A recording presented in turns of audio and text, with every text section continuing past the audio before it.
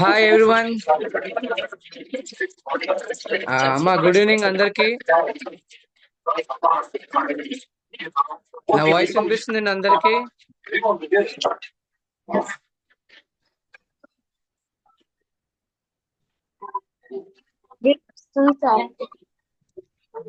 అమ్మా hi everyone. Hope it is clear to everybody. My voice is audible. Yes, sir, it is audible. Okay, thank you. Yeah, నా పేరు doctor G Arun Kumar అండి. Lecturer in commerce from doctor V S Krishna government degree and PG college autonomous Visakhapatnam. Hope every student is present over here, and I think everybody has attended this class for your MCOM entrance exam. అంతే కదండి? So నాకు ఇచ్చిన subject corporate taxation, right? So today we will be discussing with the basic concepts. ఓకేనండి, ఈరోజు మనం basic concepts మొదలు పెడదాం. Then slowly we will be discussing the 5 heads of incomes in the next class, and we will be focusing on each head in every class. Hope it is clear. Right. So today I would like to focus on the Income Tax Act 1961 and what are the basic concepts in the Income Tax Act. I mean the basic definitions, different types of taxes, right? Okay, now let us see what is a direct tax and what are indirect taxes. Okay, so general గా ట్యాక్స్ల్ని అంటే పన్నుల్ని రెండు విధాలుగా విభజించబడింది. So direct taxes and indirect taxes. Okay, so briefly we can classify the taxes into two categories: direct taxes and indirect taxes. ఓకేనండి, so direct taxes అంటే ప్రత్యక్ష పన్నులు, indirect taxes అంటే పరోక్ష పన్నులు. Okay, so the best example for direct tax can be income tax, right? And now the indirect tax is GST, because lot of taxes like service tax, value added tax, that is VAT, various state excise duties, customs duties, ad valorem duties, చాలా ట్యాక్స్ని బదులుగా మనకి 2017 నుండి జిఎస్టీని ప్రవేశపెట్టడం జరిగిందండి. So ఇప్పుడు when you talk about indirect taxes, now all the taxes have been mostly replaced by the goods and services tax, that is GST. Okay, now let us see what is a direct tax. See, the name itself indicates direct tax is that form of taxes, right, which is directly collected by the government. Okay, and it is collected from those persons who bear the tax burden. Okay, so ఇక్కడ direct tax అంటే ఏంటి, ప్రత్యక్ష పన్నులు అంటే ఏంటి? ఈ రకమైన ప్రత్యక్ష పన్నుల్ని ప్రభుత్వం డైరెక్ట్ గా పన్ను చెల్లించవలసిన వ్యక్తి నుండే, ఆ పన్ను బాధ్యత ఏ వ్యక్తి మీద అయితే ఉంటుందో ఆ వ్యక్తి నుంచి ప్రత్యక్షంగా వసూలు చేస్తుంది, కాబట్టి దీన్ని ఓకే ప్రత్యక్ష పన్నులు అన్నాం. Okay, so the why it is so called as direct tax is because these taxes are directly paid by the people on whom the tax burden is there, right? So here the taxable individuals will file tax returns directly to the government. For example, income tax తీసుకున్నప్పుడు నాకు వచ్చిన ఆదాయం మీద okay దాని మీద income tax కట్టవలసిన బాధ్యత ఎవరిదండి? నాదే. So since Arun is getting a salary, I am liable to compute my salary income and I am liable to pay income tax to the government. నా బదులుగా నా పన్నుని మా వైఫ్ కానీ మా చిల్డ్రన్ కానీ కట్టడానికి వీలు కాదండి. అర్థమవుతుందా? సో ఇక్కడ ప్రత్యక్ష పన్ను అంటే ఏంటి? ఎవరికైతే ఆదాయాలు వచ్చిందో, ఎవరి పేరు మీద అయితే సంపద వచ్చిందో వాళ్ళ సంపద మీద కానీ వాళ్ళ యొక్క ఆదాయాల మీద కానీ డైరెక్ట్ గా ప్రభుత్వానికి చెల్లించాలి. Okay, so what is the direct tax? It is such tax on which the assessee will pay directly to the government either on his income earned in the previous year are the value of the net assets. Okay, so coming to the different examples of income tax, sorry, direct tax, we can say income tax is the best form of a known form of direct tax, ఆదాయ పన్ను. Then we have a wealth tax, okay, సంపద పన్ను, estate duties, gift tax, and corporate tax. Now, what is a corporate tax? This is income tax which is paid directly by the companies. Okay, so corporate పన్ను అంటే ఏంటండి? కంపెనీలు ప్రభుత్వానికి చెల్లించవలసిన తమ లాభాల మీద కానీ, అంటే ప్రాఫిట్స్ మీద జనరల్గా పే చేసే, కంపెనీస్ పే చేసే ట్యాక్స్ ని కార్పొరేట్ ట్యాక్స్ అంట. ఓకే, అండ్ ప్రస్తుతంలో at present gift tax is also included in the income tax itself, and the excise duty which was earlier is removed in the India from the assessment year 17-18. So excise సునకం అనేది, sorry, estate సునకం అనేది ఇప్పుడు 17-18, okay, పన్ను నిర్ధారణ సంవత్సరం నుంచి తొలగించబడింది, right? Okay, and I think wealth tax is also repealed. So finally, in India, we have only one direct tax, that is income tax. Okay, so ఈ రోజు భారతదేశంలో ప్రత్యక్ష పన్ను ఏదైనా ఉన్నది అంటే అది ఒకటే ట్యాక్స్ అండి. ఏంటి ఆ పన్ను? ఆదాయపు పన్ను, income tax, right? So hope the students have understood the concept of a direct tax. So what is a direct tax? Let us sum up. It is a tax which can be directly computed by the person who has earned income or who got some assets in the previous year. And on my income and on my assets, I am liable to directly pay to the government. So here, the tax burden is on the SSC, that is a taxpayer, okay, who is liable to tax, right? So such form of taxes which are directly paid by the SSC, అంటే taxpayer ని SSC అంటాము. So దాన్ని మనం ప్రత్యక్ష పన్ను అన్నాం. Okay, so ఇది ప్రత్యక్షంగా నాకు వచ్చిన ఆదాయం మీద కానీ, నాకు వచ్చిన సంపద మీద కానీ నేనే ప్రత్యక్షంగా ప్రభుత్వానికి చెల్లించాలి. I can't shift the burden of tax from one person to another person. So ప్రత్యక్ష పన్ను ఏం జరుగుతుందండి? నా పన్ను బాధ్యతని ఒక వ్యక్తి నుంచి ఇంకో వ్యక్తికి బదిలీ చేయడం కుదరదు. You have to pay your own tax. So that is the best example is, as I said, income tax is the only tax which is now there in India, right? 1 minute, I just got stuck with this. Okay, right. Now what is indirect tax then? ఇప్పుడు మనం పరోక్ష పన్నులు అంటే ఏం చూద్దాం. So indirect tax, as I said, sales tax, excise duties, customs duties, value added tax, service tax were earlier the indirect taxes. But now from 2017, as everybody know, all these different indirect taxes has been subsumed and they are replaced by only one indirect tax, that is GST. Okay, so ఎప్పుడైతే GST ప్రవేశపెట్టడం జరిగిందో అంతవరకు ఉన్న excise సునకాలు కానీ, okay, customs సునకం కానీ, okay, తర్వాత VAT, విలువ ఆధారిత పన్ను కానీ, ఓకే, సేవా పన్నులు కానీ, అమ్మకపు పన్నులు కానీ, సేల్స్ ట్యాక్స్, సిఎస్టి ఉండేది, అంటే సెంట్రల్ సేల్స్ ట్యాక్స్, ఇవన్నీ తొలగించి ఒకే పరోక్ష పన్ను వచ్చింది. ఏంటంటే అది goods and services tax, that is GST. వస్తువులు మరియు సేవలు పన్ను వచ్చింది. Okay, so let us see what is a indirect tax. So పరోక్ష పన్ను అంటే ఏంటి? So the name itself indicates indirect. So indirect tax means it is again such form of tax which is collected by the business people or business persons and others who transfer the taxes to the government. Okay, చూడండి again ఇక్కడ ఏం జరుగుతుంది పరోక్ష పన్నుల్లో? మనం ఏవైతే పన్ను చెల్లించామో మనం తెలియకుండానే మనం వస్తువులు కొంటాం. ఒక షర్ట్ కొన్నాం, మనం జిఎస్టీ కడుతున్నాం. ఒక ఒక ఏమంటారు, ఒక ఏం కొన్నా, పప్పులు కొన్నా, ఉప్పులు కొన్నా, నూనెలు కొన్నా, ఏమి కొన్నా మనం మనకు తెలియకుండానే ఆ ధరలోనే ట్యాక్స్ కలిసి ఉంటుంది. ఓకే, సో ఇక్కడ ఏమవుతుంది? What happens in direct tax? a business person will charge the indirect tax in the price which is being sold to the customer. Customer కి అమ్మే ధరలోనే ఈ వ్యాపారస్తుడు ఏం చేశాడండి, ఈ జిఎస్టీని కలిపి, ఇండైరెక్ట్ ట్యాక్స్ ని కలిపి మన దగ్గర వసూలు చేసి ఆయన ఏం చేస్తాడు, ఆయన దగ్గర ఉంచుకోడు.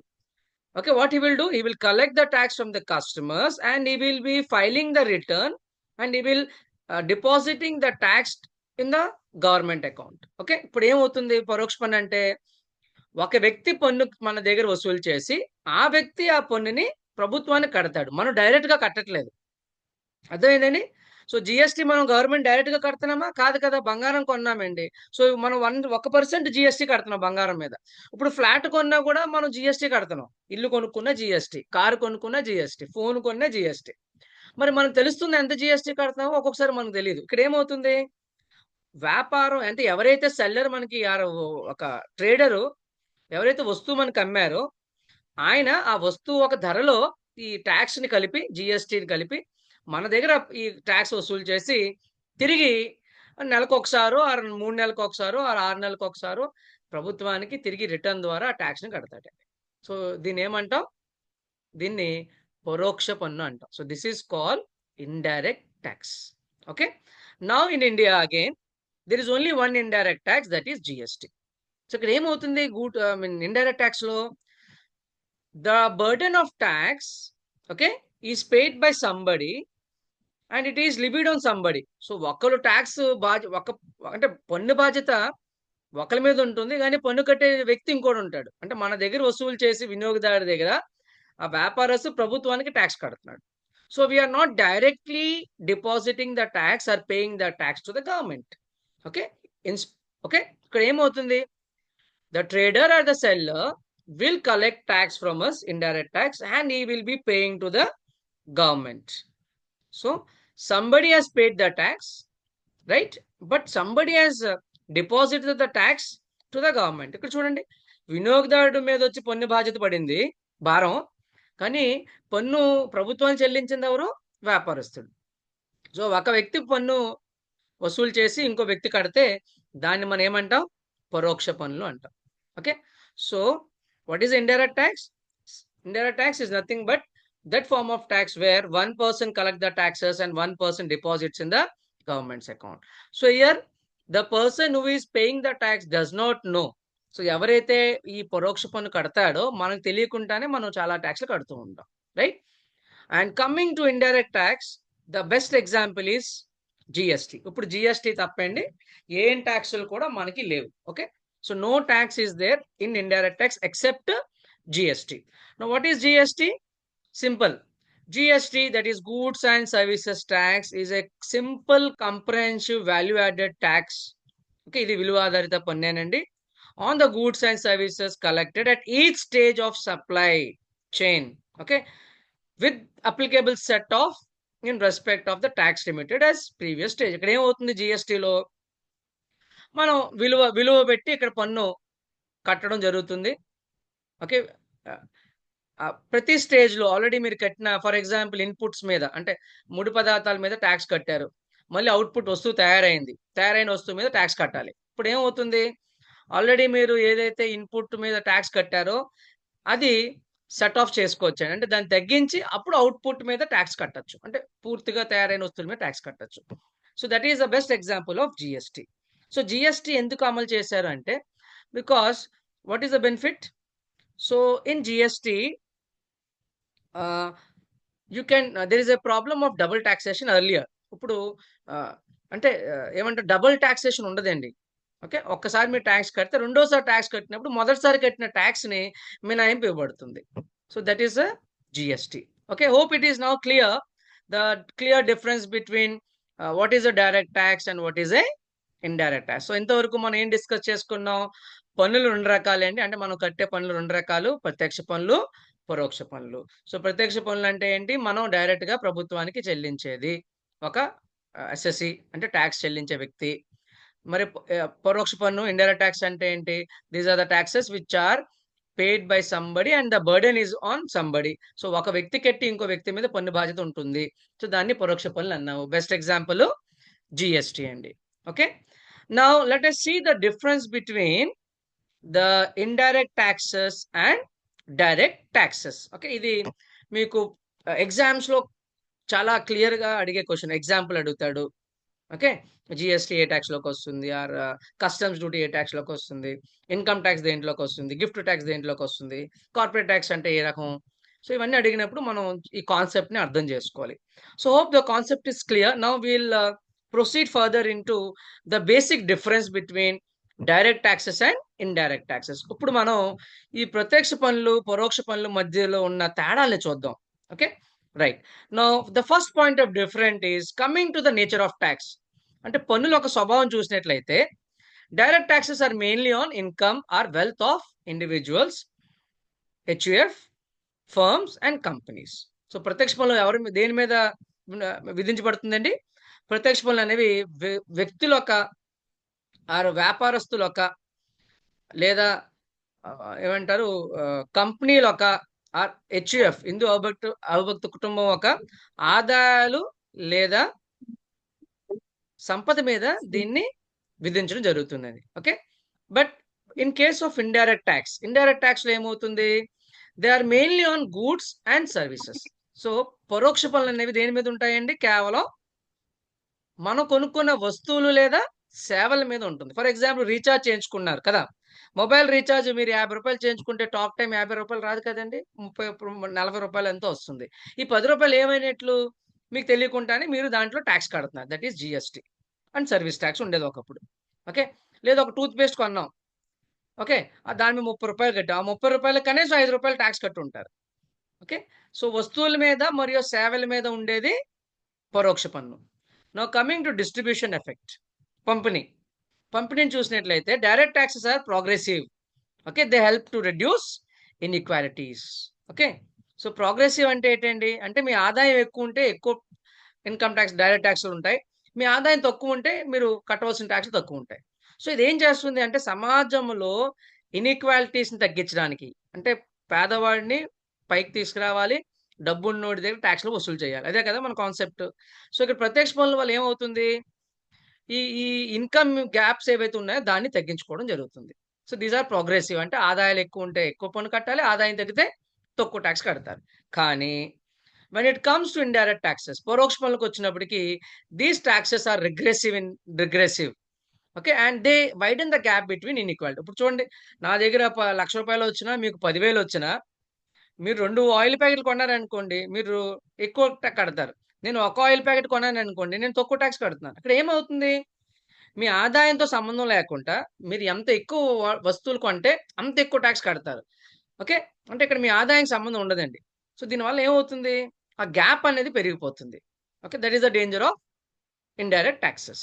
Now coming to cost, administrative cost చూసినట్లయితే, ఐ మీన్ అంటే పరిపాలన వ్యయాలు చూసినట్లయితే, the administrative cost of direct taxes are more. ఎక్కువ ఉంది. ఎందుకంటే మనకి సీబీడీటీ ఉంటుందండి. సీబీడీటీలో మనకి కమిషనర్స్ ఉంటారు. ఓకే. చాలా మంది ఉంటారు. ఇన్స్‌పెక్టర్స్ ఉంటారు. ఓకే. ఇది సాలరీస్ ఇవ్వాలి. And today CBDT uh, maintenance cost will be more in direct taxes. So indirect టాక్స్‌కి ప్రస్తుతానికి మనకి జీఎస్టీ కౌన్సిల్ తప్ప పెద్దగా ఏమీ లేవు. So indirect taxes conveniently collected. ఈజీగా కస్టమర్ నుంచే కలెక్ట్ చేస్తాం కాబట్టి డైరెక్ట్ టాక్సెస్‌తో కంపేర్ చేస్తే ఇండైరెక్ట్ టాక్సెస్‌లో వసూలు చేయడానికి పెద్దగా వ్యయాలు అవ్వండి. పెద్ద ఖర్చు ఏమి ఉండదు. డైరెక్ట్‌గా ఆ సెల్లర్ అనేవాడు ఏం చేస్తున్నాడు? డైరెక్ట్‌గా కస్టమర్ నుంచి వసూలు చేస్తాడు. So, the cost of collecting these taxes are very less in comparison to direct taxes. Okay. Now coming to flexibility and stability. Okay. Stability చూసినట్లయితే direct tax are more flexible. Okay. అంటే ఇవి జనరల్‌గా ఒక financial ఇయర్‌లో ఒక I mean ఏమంటే previous ఇయర్‌లో ఒక 12 మంత్స్ పీరియడ్‌లో మీకొచ్చిన ఆదాయం మీద మనం కడతాము. ఇది ప్రోగ్రెసివ్ కాబట్టి ప్రభుత్వానికి కూడా దానివల్ల ఎక్కువ రెవెన్యూ వస్తుందని. ఎందుకంటే కంపల్సరీగా అందరూ టాక్స్ కట్టవలసిందే.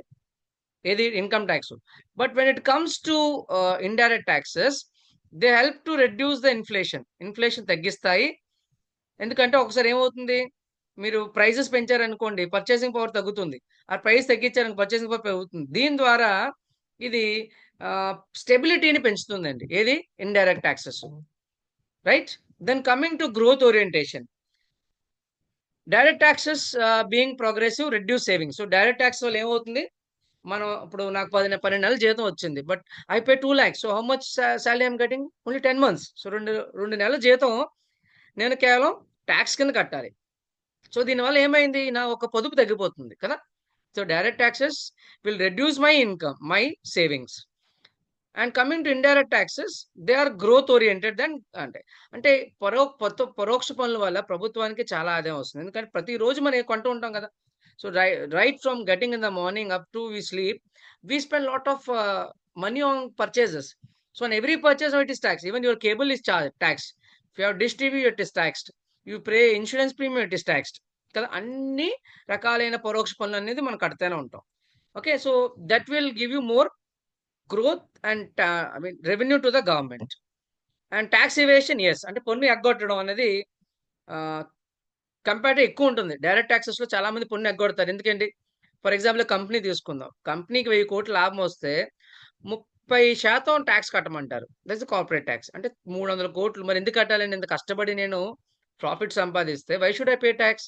కాబట్టి there is a danger of tax evasion in direct taxes. ఎగ్గొడతారు. బట్ ఇండైరెక్ట్ టాక్సెస్‌లో పన్ను ఎగ్గొట్టడం అవ్వదు కదా! అంటే మనం ఎగ్గొట్టం. మనం వస్తువు కొంటే ఆటోమేటిక్‌గా టాక్స్ కట్టేస్తున్నాం. బట్ ఆ సెల్లర్ అనేవాడు టాక్స్‌ని తగ్గించుకోవచ్చు. కొంతవరకు టాక్స్ ఎవేషను తక్కువుంటుందండి. ఎగ్గొట్టలేడు కూడా. చాలా తక్కువ శాతం ఉంటుంది. ఎందుకంటే ఇప్పుడు జీఎస్టీ వచ్చిన తర్వాత రిటర్న్స్, మంత్లీ రిటర్న్స్ ఉంటాయి. క్వార్టర్లీ రిటర్న్స్ ఉంటాయి. కాబట్టి నేను అంత అమ్మలేదు సార్ అని కుదరదు. ఎందుకంటే now tax filing has become very strict. Okay. So the problem of tax evasion is more in direct taxes. It is very less in indirect. అంటే పన్ను ఎగ్గొట్టడం అనేది ప్రత్యక్ష పనుల్లో జరుగుతుంది తప్ప, పరోక్ష పనుల్లో పన్ను ఎగ్గొట్టడం చాలా కష్టమైన పని. ఓహ్! Okay. So I hope it is clear now, the difference between direct taxes and indirect taxes. Now, let us come into our main concept for today, that is income tax. అసలు ఆదాయపు పన్ను అంటే ఏంటి?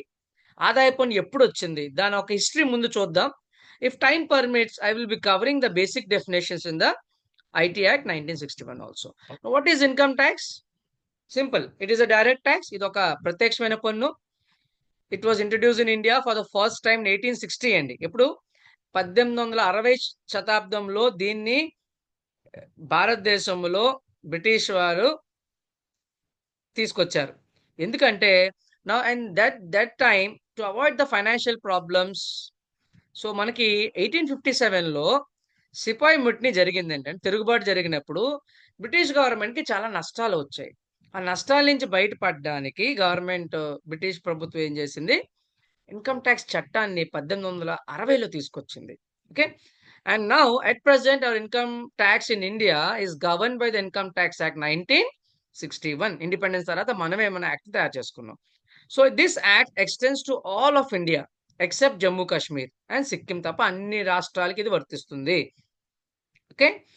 అండ్ దీన్ని ఎవరు చూస్తారు? అంటే దీని పరిపాలన ఎలా జరుగుతుందంటే it is administrate along with the other direct taxes by CBDT. What is CBDT? ఇది కంపల్సరీగా ఎగ్జామ్‌లో అడుగుతారండి. సిబిడిటి అంటే ఏంటండి? It is central board for direct taxes. CBDT అంటే అర్థం ఏంటి? ఓకే. ప్రత్యక్ష పన్నులకు కొరకు కేంద్రీయ బోర్డు. ప్రత్యక్ష పన్నుల కొరకు కేంద్రీయ బోర్డు. ఇది ఏం చేస్తుంది? దీని పని ఏంటంటే భారతదేశంలో the role is that they look after all the direct taxes. So income tax రేట్స్‌ని డిసైడ్ చేస్తారు. ఇన్కమ్ టాక్స్ రూల్స్‌ని, ఓకే. ఇప్పుడు డిడక్షన్స్ పెంచాలన్నా, ఓకే, 80 టు 80 ఉన్నాయి కదండీ సెక్షన్ 80లో మార్పులు తేవాలన్నా, ఓకే, అంతా వీళ్ళే చేస్తారు. So CBDT takes care of entire direct tax collection and levy is taken by CBDT. Okay. And ఈ సిబిడిటి ఏం చేసిందంటే they come up with new rules. So 1961 యాక్ట్‌లో పాటు 1962 ఇన్కమ్ టాక్స్ రూల్స్ అని ఉంటాయండి. చాలా ఇంపార్టెంట్.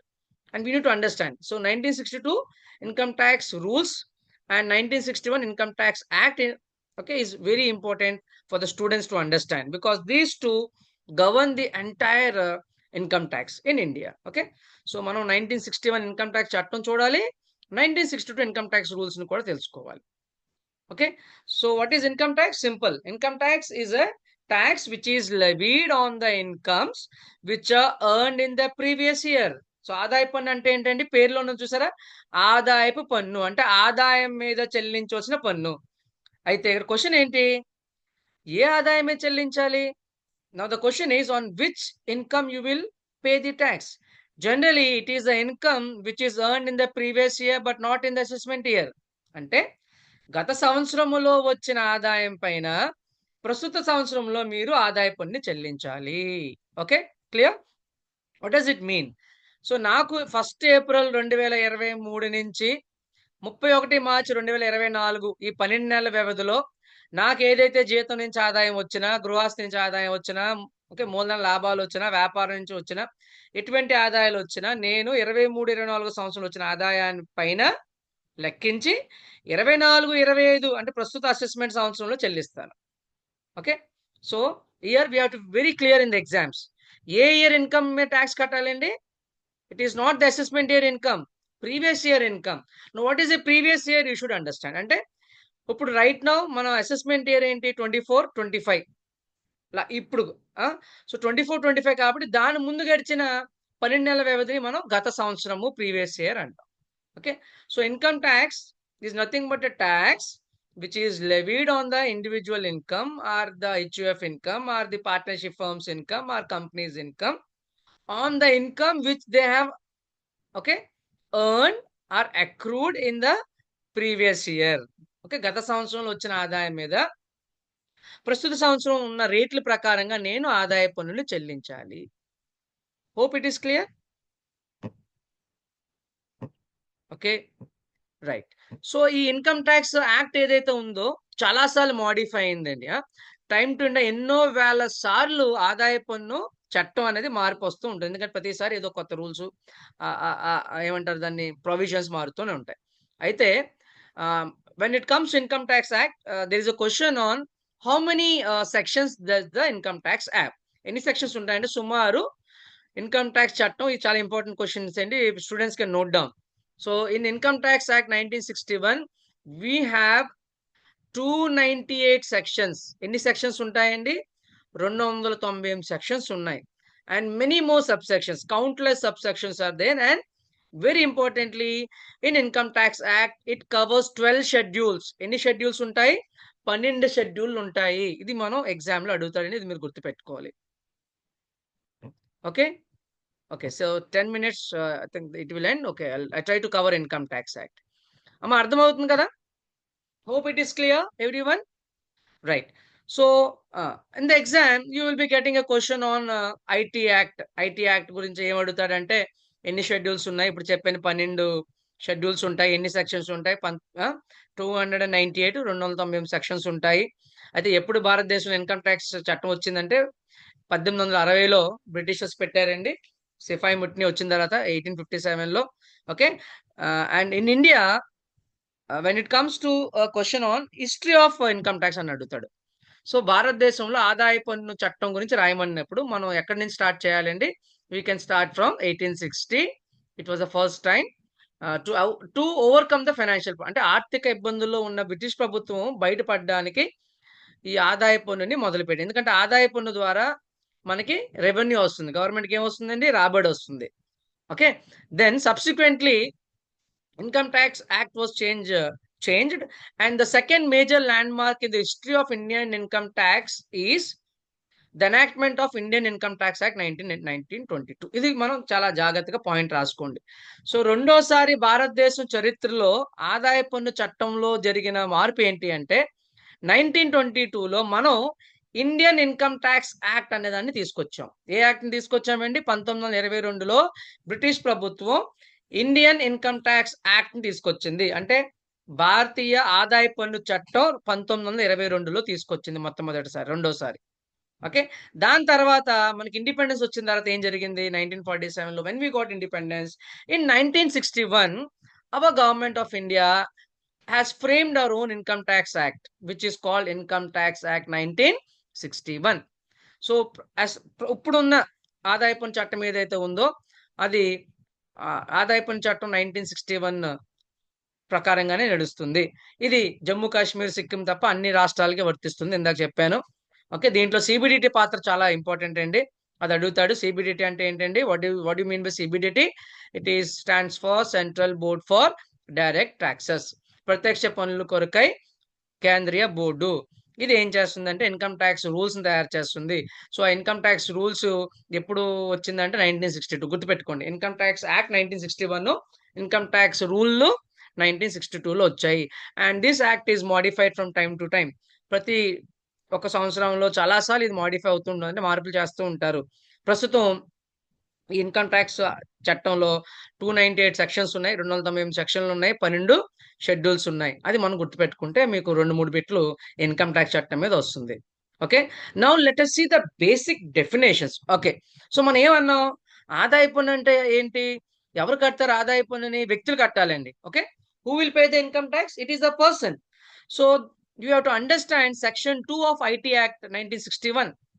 సో మన ప్రతి విద్యార్థి కూడా, ఎస్పెషల్లీ కామర్స్ చదివినోళ్ళు ఆర్ ఇన్కమ్ ట్యాక్స్ చదివినోళ్ళు, సెక్షన్ 2 గురించి తెలుసుకోవాలండి. సెక్షన్ 2 అంటే ఏంటి, any law section 2 give so many definitions. Okay, so ఏ చట్టం తీసుకున్నా సెక్షన్ 2లో ఏముంటాయంటే, సాధారణంగా సెక్షన్ 2లో డెఫినేషన్స్ ఉంటాయండి. మీనింగ్స్, కాన్సెప్ట్స్, డెఫినేషన్స్ ఉంటాయి. ఓకే, సో మనం మీకు ఎగ్జామ్లో ఆల్రెడీ మీరు ఫైనల్ ఇయర్స్ రాసిన వాళ్ళు చాలా మంది ఉన్నారు కాబట్టి ఇన్కమ్ ట్యాక్స్ చదువు ఉంటారు కదా. So we have to understand the basic definitions. Okay, ఏం చదువుకోవాలి మనం, బేసిక్ డెఫినేషన్ అర్థం చేసుకోవాలి. సో ఇన్కమ్ ట్యాక్స్ ఎవరు కడతారు, who will pay income tax as per the income tax act, any person who is getting income, అంతే కదండి. ఆదాయ పన్ను ఎవరు కట్టాలి, ఏ వ్యక్తికి అయితే ఆదాయం వస్తుందో ఆ వ్యక్తి కడతారు. అయితే మరి వ్యక్తి అంటే ఎవరు, who is a person here. So the person is defined under section 2 subsection 31. ఇది బిట్ అండి, గుర్తుపెట్టుకోండి ఏంటి. సో వ్యక్తి అంటే ఏ సెక్షన్ లోకి వస్తుంది, సెక్షన్ 2 సబ్సెక్షన్ 31. ఈ బ్రాకెట్స్ లో ఉన్నది సబ్సెక్షన్ అంటాం. సో సెక్షన్ 2 అంటే డెఫినేషన్స్, 31 వ్యక్తి గురించి చెప్తుంది, that is called subsection. So as per section 2 subsection 31 a person definition is given. వ్యక్తి అంటే ఎవరో అర్థం ఇవ్వబడింది సెక్షన్ 2 సబ్సెక్షన్ 31లో. So what does this section says, any person as per this act includes the following. So ఎవరెవరు వ్యక్తుల్లోకి వస్తారో చెప్పారు. ఎవరు, the first is an individual.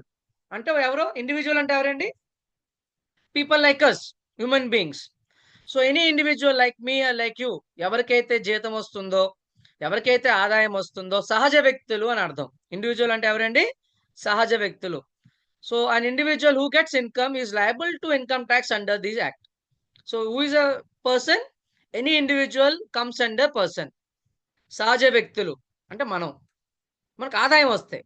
Okay, రెండోది, the second category under person is HUF, that is Hindu undivided family. అంటే తెలుగులో దీన్ని హిందూ అవిభక్త కుటుంబం అంటాం. అంటే ఎవరో ఒక హిందూ ఫ్యామిలీ కర్త ఉంటాడు, తెలుసు కదా మనందరికీ, కర్త అంటే head of the family.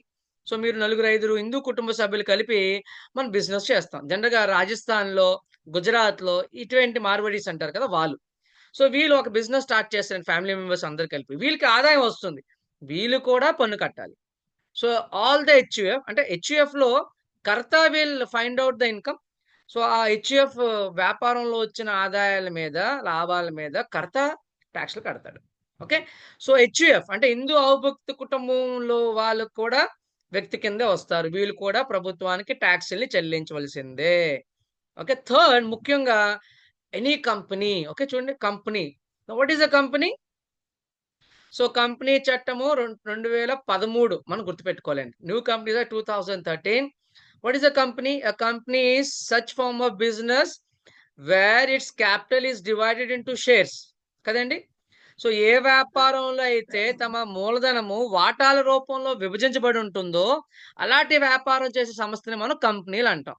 So అది ప్రభుత్వ కంపెనీ అవ్వచ్చు, ప్రైవేట్ కంపెనీ అవ్వచ్చు, ఒక లిమిటెడ్ కంపెనీ అవ్వచ్చు, ఓకే, అన్లిమిటెడ్ కంపెనీ అవ్వచ్చు, then it may be MNC multinational corporation అవ్వచ్చు, it may be Indian company. Okay, different companies ఉంటాయి. సో మీరు భారతదేశంలో ఉన్నారు కాబట్టి, భారతదేశం చట్ట ప్రకారంగా మీరు తయారైన ఇతర ఫారిన్ కంపెనీ అయినా, మీరు భారతదేశంలో పొందిన ఆదాయాల మీద తప్పనిసరిగా ప్రభుత్వానికి 30% కార్పొరేట్ ట్యాక్స్ను కట్టాలి. కంపెనీలు ఎంత శాతం కట్టాలండి, డైరెక్ట్గా 30% అండి. దే డోంట్ హ్యావ్ స్లాబ్స్ మనలాగా 10, 15, 20 as per new tax regime, old tax regime అవేమీ ఉండవండి. మీకు రేట్లు అనేవి ఒకటే రేటు, ఎంత కట్టాలి, డైరెక్ట్గా 30% కట్టాలి. Okay, so any company will come under SSC. Will come under person and they have to pay taxes on their incomes. And a firm, okay, samastha, a hotel, a restaurant, a college, any firm will have to pay. Firm అంటే ఒక వ్యాపారం చేస్తే సంస్థ కూడా చెల్లించాలి. ఐదోది, fifth one, any association of persons or AOP అంటారు, or BOI, that is body of individuals whether incorporated or not. అంటే ఇన్కార్పొరేషన్ అంటే మీరు అంటే రిజిస్ట్రేషన్ చేసుకున్న, మీరు పేరు నమోదు చేసుకున్నా నమోదు చేసుకోకపోయినా, ఓకే, వ్యక్తుల సమూహము తప్పనిసరిగా వాళ్ళు కూడా వ్యక్తుల కింద వస్తారు. వ్యక్తుల సమూహం కానీ ఆర్ బాడీ ఆఫ్ ఇండివిజువల్స్ కూడా వ్యక్తి కిందే వస్తారు. వీళ్ళు కూడా టాక్సెస్ కడతారు. ఓకే. ఏ లోకల్ అథారిటీ చూడండి, ఏ లోకల్ అథారిటీ అంటే ఒక ఏమంటారు, లోకల్ అంటే పంచాయతీలు ఆర్ మున్సిపల్ కార్పొరేషన్ ఇవన్నీ లోకల్ అథారిటీస్ అంటారు కదా, local governments. So any local authority has to pay taxes. Again local authority అంటే మన గ్రామ పంచాయతీలు, లేదు corporations or greater municipal corporations, even these haves to pay taxes. Okay, and finally, every artificial judicial person not falling in any of the category. అంటే పైన ఏమైతే ఎవరైతే రారో వాళ్ళందరూ కూడా for cooperative societies, partnership firms, వీళ్ళు కూడా కడతారు. See, so let us wind up because only 1 minute is left. So who is a person? Simple. A person is any individual. ఒక వ్యక్తి అవ్వచ్చు. A person may be a HUF, a person may be a company, a person may be a firm, a person may be a association of persons, or a person may be body of individuals, and finally, a local authority or any judicial person, artificial judicial person will be again forming under section 231 and he will be called as person, and ఈ persons అందరూ కూడా ప్రభుత్వానికి ట్యాక్స్లు కట్టవలసిందే. Okay, hope it is clear because time is over. Okay, in next class మనం next క్లాస్లో హెడ్స్కి వెళ్ళిపోతాం. 5 heads of incomes గురించి నేర్చుకుందాం. Okay, hope it is clear. Any student? Time అయిపోతుంది, వీల్ వైండ్ అప్.